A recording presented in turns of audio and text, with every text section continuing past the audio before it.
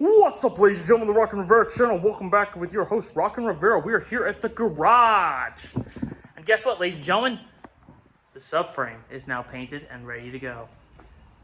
It's not been welded yet, but that's going to change today, because right now I have a welding truck on the way that's going to be able to weld this frame back up where the plates broke. I have the plates, I have the bushings, I have new bolts, a hardware kit for the inside of the body, because that was shot. That was shot as shit. Well, yeah, sorry, Dad.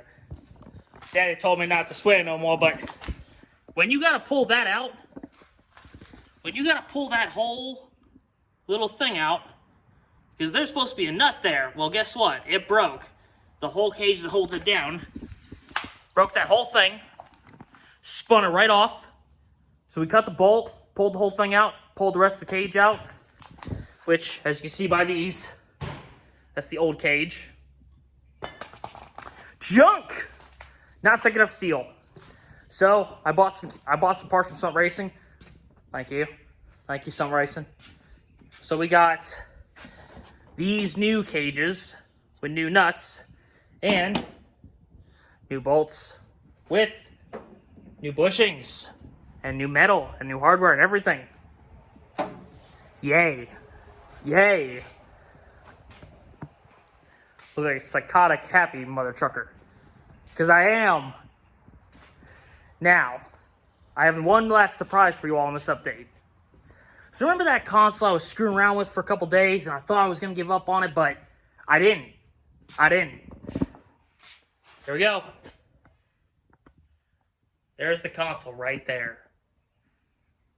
So basically what we did was cup holder, new plate, parts from a Mustang for the shifter, new shifter boot, it's on backwards, but who cares, and gauges that go up in here.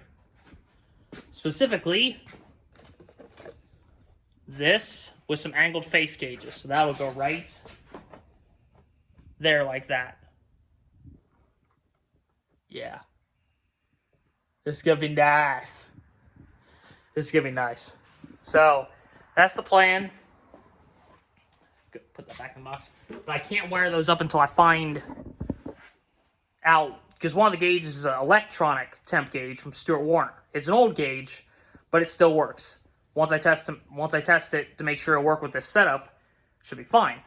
But I had an old mechanical gauge, so I need to find out what the Stuart Warner temp gauge wiring is for an electronic sending unit, not a mechanical sending unit.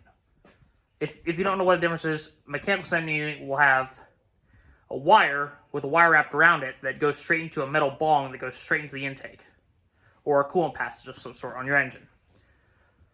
So in this case, it would be on my 350, it would be right on the intake, because that's the coolant port at the top of the engine. That's right next to the thermostat, so that would be where I would hook it in. But I can't do that, because this has an electronic sending unit. So it has to have a sending unit that sends an electronic signal when it has read a certain temperature. It's a thermo switch, not a thermo switch with a wire, a single wire. It's got two wires come off it, basically. Basically a power wire that goes straight to the gauge and the ground being the block ground. So basically, this is going to get interesting. But the gauge is going to look a lot nicer in there because they have black with white black face with white letters and numbers on them, so it matches the dash. I'm still looking around to see if I can find either someone who can redo the dash with a blue line, or redo something in there with a nice, some Hot Wheels track style on it. But it's going to look so much nicer in there than what it was before.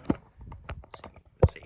I don't know if you saw that, but it was just a center console with a box in front of it for the shifter, and it looked terrible before. So now, it's going to look a lot better, because everything's going to be tied together, and everything's going to look nice. Now, on that note, I will see you all later. Welding truck's going to be here in about an hour. So, I'll give an update after that. I'm still looking around for a set of old school axle mount slapper bars. So, they're slapper bars that mount straight to the axle. I found a set. There's Central Engineering, I think it was called. They're used, but they'll work because they're off a 71 Nova, so they'll work perfectly. So I'm selling off the old Caltracs because they were just too race car. These will be much more streetable, the slap bars, and they'll still look 70s. Here's a little thing for you. Look up the Deuce, Yenko Deuce Nova. It's a 70 Nova, one of 175 built, and it's got a 350 small block in it. But this is the Copo ZL1 350 small block, which is basically what the heads are that I have. Other than the stroker kit, or other than the cubic inches bored out to another 5, so 355 instead of 350, I basically have the same block, just a different intake, different carbs, but I have the same heads and block. So I'm thinking it'd be a modified version of the ZL1, a more high performance version of it that could take more fuel. So, but I'm still redoing the original blue on this. Original blue back on the car. I'm redoing the black. I'm not sure if I'm going to add a color or just do the blue and the black. Either way, it's going to look really nice. You've probably seen my pictures on Facebook, so if you haven't, I'll link to my Facebook and the album so you can see all the pictures of the progress that's been happening over the last few years and how fun the car's been. So I will see you all later. Bye.